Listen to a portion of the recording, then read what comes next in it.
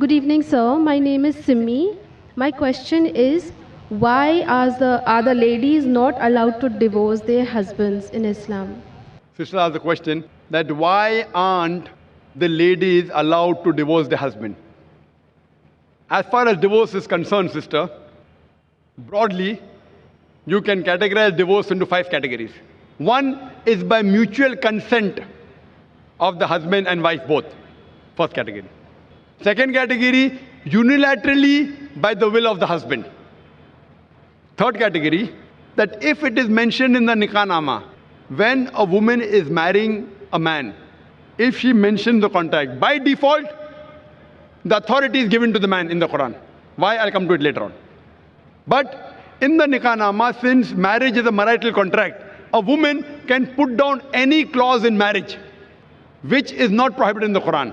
She can even say that I do not want my husband to take a second wife, because marrying more than one wife is not compulsory in Islam. If the boy agrees, he marries, otherwise they don't marry. She finds a new boy and he finds a new girl. But she can put the clause that I do not want you to take a second wife as long as I am alive.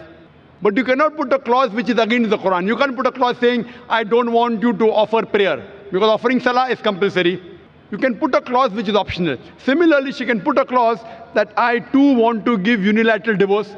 It's called as talaq-e-tawfeed or isma. Third category. Fourth category is if she does not mention in the clause, but yet she wants divorce, she can request the husband, I don't want to stay with you. She can request the husband to give divorce. That's called as qala.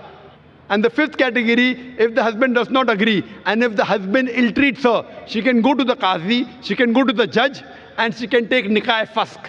That means nullification of the marriage. If the husband ill-treats her, does not give her her rights, she can go to the judge and she can nullify the marriage.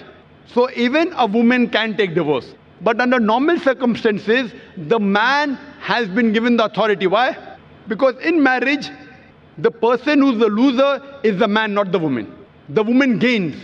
If you heard my talk last week on last Saturday, in the talk, Women's Rights in Islam, Subjugated or Protected, I mentioned that during marriage, the woman is on the receiving side. The Quran says in Surah Nisa, chapter 4, verse number 4, that give to the woman in marriage a marital gift, mahr.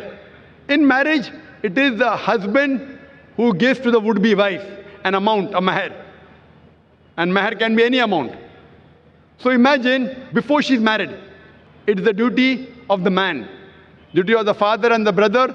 After she's married, it's the duty of the husband and the son to look after lodging, boarding, clothing, all financial aspects. And if divorce takes place, it's the duty of the parents to look after her. If not the parents, it's the duty of the society to look after her. If not the society, it's the duty of the Islamic State to look after her. So she's financially secured.